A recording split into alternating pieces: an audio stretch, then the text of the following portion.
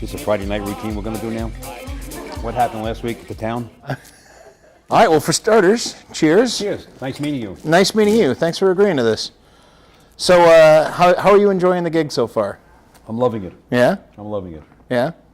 So, let me ask, I mean, a lot of, I'm just, having followed the election and everything in the papers, a lot of it was sort of framed as, you know, John McCann's coming in, he's going to fix all the mistakes. Would you say that that's a fair sort of representation of your mission here? I don't think so at all. Yeah. And I think in the year and a half that I've been running for election, that I've learned a lot more from the people that are here. Sure. Than ever being as a councilman before. Yeah. I don't think it's a matter of fixing the mistakes. It's a matter of doing what the people want to do. Yeah. It's not a matter of fixing the mistakes. We did lose 4 years because we didn't get a lot accomplished. Right. But you can never get those 4 years back. Right. So you shouldn't worry about the mistakes. You shouldn't worry about them. It's Right. There's 4 more good years coming up for the people of this town. Now, what are you most excited about for the next 4 years? Spending as much time as I possibly can with the residents of this island. Yeah. I mean, we've decided to move 4 council meetings outside of the chambers. We decided to have meet and greets, 12 of them next year, with the public along the way. Mm-hmm. I enjoy being on the outside. That's great. Yeah. That's great. Actually, you know, getting out, because there was, you know, I'm not looking to throw anybody under the bus, and you aren't either. I mean, there was some transparency issues, let's say. So, you know, putting it out there. So you've been doing a lot of talking with the people. Like, what are you hearing? What is it people want or looking for you to do? Well, we did 43 meet and greets. Mm-hmm. We went to 43 different homes to talk to people along the way. And people are concerned about the corridor coming in with the 1% sales tax. Mm-hmm. People are concerned about the workforce development. And people are concerned about having a master plan for our parks. And Sure. people are concerned about health care. Yeah. And they're the 4 major things people are concerned about. Right. And they wanted a little more civility at the town than we had in the past. Yeah. And that we're hoping we'll accomplish right away. And so, what are you kind of looking? I mean, that's a pretty heavy duty punch list. Yeah, it is. That's why it's 4 years. I mean, you know. Yeah, yeah. What are you thinking is going to be your first task? The first half is being inclusive for everybody on the council, as well as the town staff. Yeah. I mean, this is not 2 different groups. It's the council and the town staff, and we have to do everything together to make it work successfully. Sure. And we've made 1 or 2 moves already to do that, and it's been good. I mean, the people have been receptive. We've been well received by the staff in the town. We've had a good start. Mm-hmm. We've had a good start. Tell me a little bit about, you said you've done a few moves in that direction already. Yeah, first of all, we decided, to mention, to move the council meetings to the outside. I decided to ask each council member to set up meetings in their community, for me to go to their communities, rather than them come to us along the way. Yeah. We repopulated our committees, our major committees, with the 4 senior council people getting the major assignments along the way. There's been a lot of interpersonal stuff in getting it done. Yeah. It's not just our way from now on. It's the people, us, and the town staff. Sure. Big difference. Yeah. Big difference than before. Now, you know, with any mayor, you've got your kind of your goals, what you're looking to accomplish. Is there anything you're looking to kind of set the stage for maybe to be taken care of in the future? Like, what are you kind of, is there any pre-planning for any big things that you're looking at? The biggest one is the corridor and the bridge. I mean, that's never going to be done in 4 years. I mean, Sure.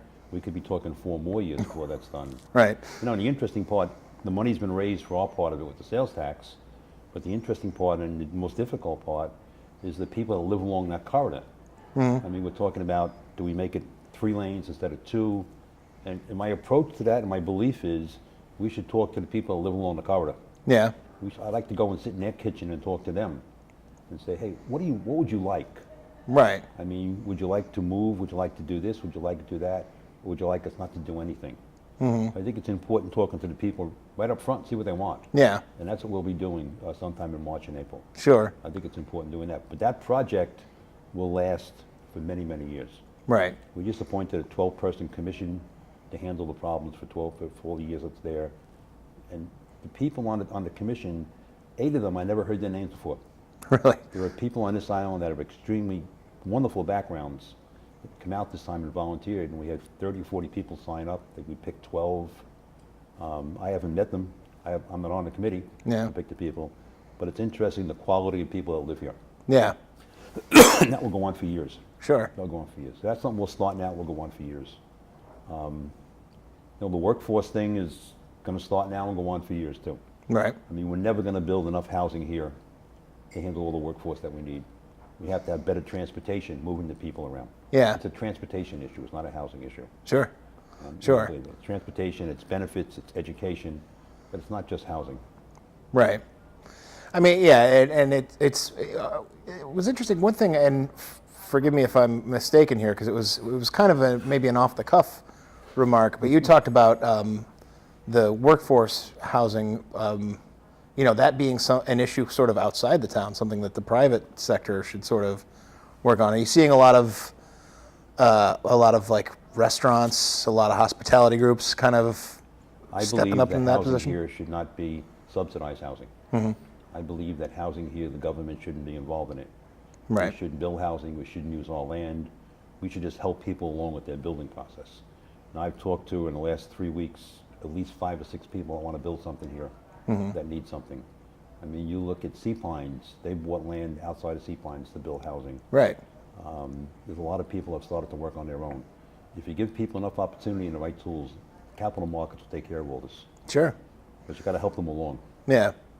Yeah, and I mean, I've heard from restaurant owners who are even sort of, they've gone to the extent of renting a house and that's where all their workers sort of pay them rent. The Greenery has bought condominiums down on the south end of the island. Yeah. The Sinester has rented a lot of apartments around the corner on Dillon Road. So people are doing things if you just leave them alone and encourage them. Sure. Government shouldn't be involved in everything. Yeah. We should be there to help people, but we shouldn't be involved in everything. Right.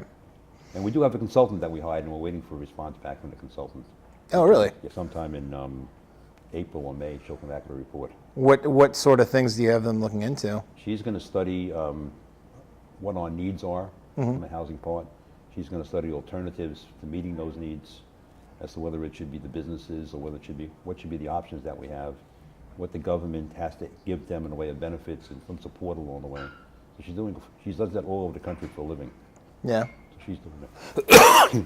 Now, when are you expecting that report? April, back? May. April, May? Okay, great. Look forward to that. Moving along with that. That's going to be good. So let's delve into your personal background a little bit. Let's go beyond the mayoral sash. You from I'm a Yankee fan. I gathered. We could slide out with that. I was in the financial service business for 44 years. I started out in Merrill Lynch as a trainee. Excuse me. And I retired as the CEO and chairman of a firm in St. Louis, Bridge Trading. Okay. I've been coming here since 1988. Okay. We bought a timesharing in 88. We bought our home in 98. And we moved here full-time in 2003. We were sitting around complaining, just like you and me sitting around talking about things. And two of my friends said, you ought to go into politics. I already got it. And I left. And that's how we got into it. And, Yeah. I was the one I got in. And Now, I ran for politics before. really? Did something different along the way. Yeah. But it's, no. But it's been interesting. It's different. Yeah. It's totally different. Yeah. Now, I mean, you've said 4 years a few times. Are you planning on a one and done, or is it too early to tell at this point whether you're going to never seek? say that, but I think that if you can't get everything you want to do in 4 years, and you're not doing something right somewhere along the way. Yeah. There's always going to be something new coming along, but there's an opportunity to do a lot of things. Sure. If you do them right. It's just, people say, like, when people are running against me, they all had permanent jobs, full-time jobs. Mm-hmm. This job could be more than a full-time job if you want it to be, or it can be less if you don't want it to be. Right. I mean, I've been averaging 40, 45 hours a week Right. since we started this process because I chose to do that. Mm-hmm. I chose to get involved in a lot of stuff and be active and do this, but you don't have to do that if you don't want to do it. Right. I just chose to go that route. I meet with anybody that wants to meet with me. As long as you publish the right stuff and do the right thing by the town, it's fine. Yeah. But it's yeah, it could be as much as you want. I'm sure it's going to be more later on. I had to learn the word no this week. But I'm not doing that. I can't do that. My calendar won't let me do that. Really? Yeah. But it's been good. I have absolutely no complaints at all. Right. I mean, we live in an absolute wonderful place. I mean, so why would we want it to be any different than, Right. So.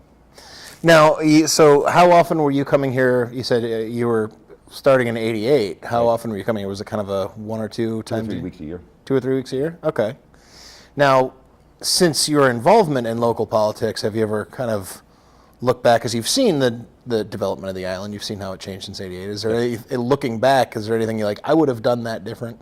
You know, it's funny. It's funny to say because when you come here for those 2 or 3 weeks every year, you come here as a tourist. You do tourist things. Right. You get your bike and you go for a ride. You go to the beach. You play golf. You do play tennis, and you don't really know what's happening here until you live here. Right. I mean, you see the different parts of the island, to see what we have, what we don't have, what we need, what we don't need. And so we have a lot of great assets here, and a lot of wonderful people live here. Sure. And that's the amazing part of the whole place. A lot of wonderful people live here. Yeah. Now, you mentioned cycling. You do a lot of that? No, I do, well, more so when I was a tourist than I do now. You know, it was just, you felt like the bike came with the place you should use it, you know? And Yeah. that was, What are you doing when you're not? I'm working. Yeah. I got a job now. It's hard to do much else. I go to the gym 3 days a week. Yeah. Yeah. And, but I don't play golf anymore. But, Yeah. Were you much of a golfer to begin with? No. Yeah. I played, but I played at it. Right. Rather than play golf. You know, I played at it along the way. So it was, but it was good. Okay. I didn't play when it was cold. I didn't play when it rained. You know, I wasn't like the people that come on vacation have to play. Oh yeah. Not at all. Yeah. That's there are some fanatics out there. Yes, there are. Yes, there are. I was fortunate enough that the first few times I tried it, I was terrible at it, and I was like, okay, one less thing. You know, it's one of those things. But it's, when I worked, we played a lot. Yeah. Because you had to play. Everybody played at work. Yeah. So, but it's different when you retire. You can choose what you want to do. Right. And it's So what are some of the, you know, having been involved with town government for 8 years, what are some of the positives you've seen? the people. I mean, they're dedicated. They're hardworking. They're brighter than the average person you can think is going to be in government. And you need to respect what they do. I don't think we've done that a lot. There's a lot of talent there. Sure. I was very, very pleased with that. Riley is a good town manager as you can get. Steve Riley is a good guy out there. And I think the public, you know, wants somebody to represent them and be out there. Yeah. I mean, the public wants to know who the mayor is and be able to get their 2 cents in without complaining all the time. And but you know, when you look at this island, there's so many great people here that don't tell you who they are. Yeah. Oh, absolutely. I mean, there's people here that you would never know what they did in their previous life. Right. People here that check their ego at the bridge when they came across the bridge. I always tell everybody, when you come across that bridge, it's like a welcome home sign between the water and the marshes and everything. And I think most people here check their ego at the bridge. Yeah. And we had a party one night, and a friend of mine was over, and he met this other guy, and he said, I met this guy Artin last night. He was in the military like I was. Okay. So I seen him a couple weeks later. So I met Art again in a store. I think he was more than in the military. I said, well, why don't you go look him up online? Come back and he said to me, he was a 4-star general. Do you know that? I said, I did. I said, but if he wanted you to know, he would have told you. Right. So when people aren't impressed with who they were in the past, they came here, they checked that all in, and now they're in a new part of their life. Right. Which makes it very, very special that people that are here. A lot of very interesting people that are here. Yeah. Yeah, but it's, That is interesting. That is an interesting observation because I've definitely seen that up close interviewing people, where it's like, this is amazing that you've done this and this. And like, yeah. it's just, you know, it's not, you know, nothing. I mean, the VIM, the volunteer in medicine's over here. That's that's staffed by all volunteers that retired. Right. People that come, they have all specialties in medicine. There's a lot of that on the island, an awful lot of that. Yeah. I'm impressed by that. I just, There's that. Yeah, that spirit has always been very strong. yeah. And the heritage, you get the same people in the heritage, that same commitment and honesty and trust out there. You know, that's another big asset we have. And we have a lot of good stuff here. Sure. You know, and I'm proud to be part of this, what we have here along the way. And it's been good. It's been good. Fantastic. But, So I wanted to get your position on one thing, and I apologize if you've already put this out there, but I just haven't seen it. There's been a lot of mayors coming out against offshore drilling. Have you put anything out in the public sphere about that? Do you have any? yeah, we've been 2 years ago, maybe 2 years ago, we signed a letter with the other mayors around here opposing offshore drilling. Yeah. So, our mayor pro temp is representing the town at a committee recently formed by the governor to fight offshore drilling. Oh, that's great. So I'm opposed, and the town's opposed to offshore drilling. Yes. Sure. Now, I mean, it's been an interesting fight to see mayors up and down these coastal towns coming out against this. You know, it's odd that it's a controversial stance. And we don't have a big need anymore. Right. We're producing enough fuel here ourselves. We don't need it anymore. I mean, it's just not like before we were dependent on the rest of the world. Yeah. I mean, now we're dependent on ourselves, so it's a big difference.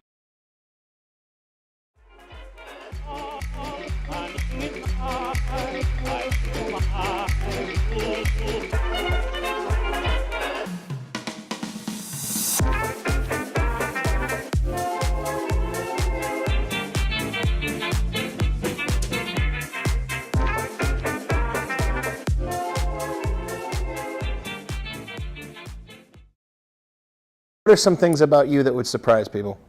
That would surprise people. But I wasn't born in the South. I don't think that would surprise I don't think I people. was surprised them, huh? Avid baseball fan. Yeah. My wife and me go to spring training every year. It's just, but it's, there's nothing really that would shock anybody or surprise anybody. Yeah.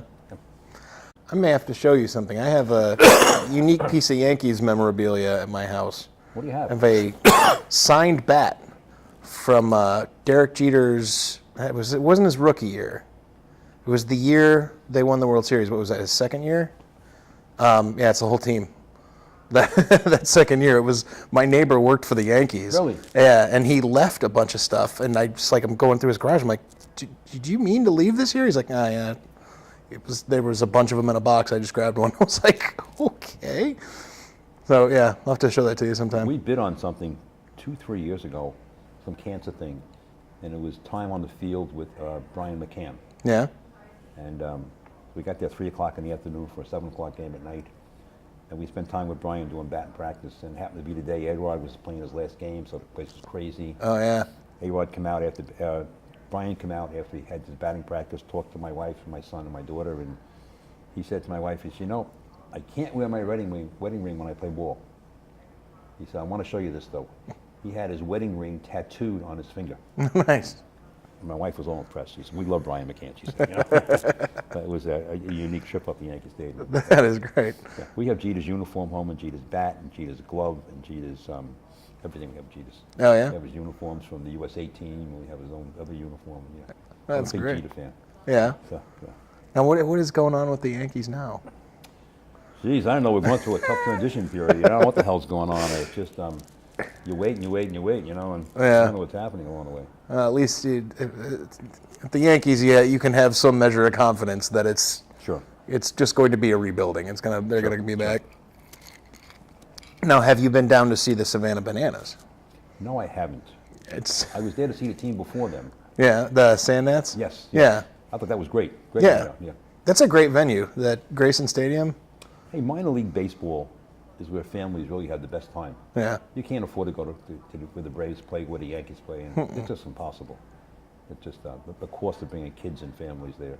Yeah. The minor league teams are really what it's about. And It is, yeah. That's across the board. I used to go to, when I lived up north, go to minor league hockey games and $6 for a ticket. Yeah, you can't beat that. So you just a Yankees fan, or you across the board New York the sport? Yankees, Giants, Rangers, yeah. Yeah. The New York Label Army, yeah. Okay. I talk about things we're doing here. I mean, the town is doing its 3 biggest projects ever in the next 3 years. Yeah. Have you been to USCB yet, the new campus? No, I haven't been by it yet. I mean, the last time I went by it was Worthwhile. they still had the. Worthwhile. Yeah. The outside of the building looks like the one out in Bluffton. Right. The inside is totally different. It's a huge welcome in. You should be here. We did one of our town council meetings there. Yeah. We did our annual retreat there. That's there. That's on one corner. Halfway down Pope Avenue is the new Marriott Hotel. It'll be 4 stories with a pool and bar on the roof. Right. I can see the ocean. And then on the very end of the block is a $20 million park that we're building. And Yeah. that will be the 3 cornerstones of Calignia down there. Yeah, it is. I mean, that's kind of, and that's an area that's been ready for Absolutely. for redevelopment for quite some time. Yes. What are some other areas of the island that you think could benefit from that kind of attention? Well, if you look right up here at the corner here, you have Northridge Plaza. Sea Turtle, which just stopped building in Sea Turtle. Right. And then you look across the street at Port Royal Plaza. Yeah. And that's a whole area that needs revitalization all the way. Sure.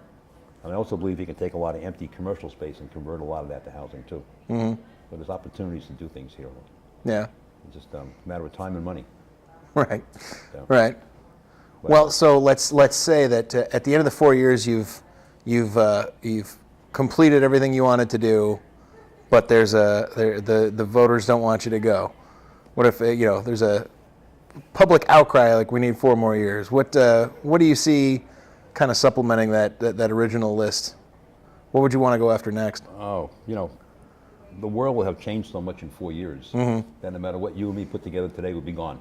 Right. I mean, it would be a new thing. I mean, we're way behind the curve on technology. We're way behind the curve. We're working on the 5G coming in and working on more satellite stuff. We're way behind the curve. Yeah. On a lot of areas. But I mean, if you don't do the main basic things first, you have a problem. Right. I mean, you look at the roads here. We don't own most of the roads. A lot of the roads here are owned by merchants. Really?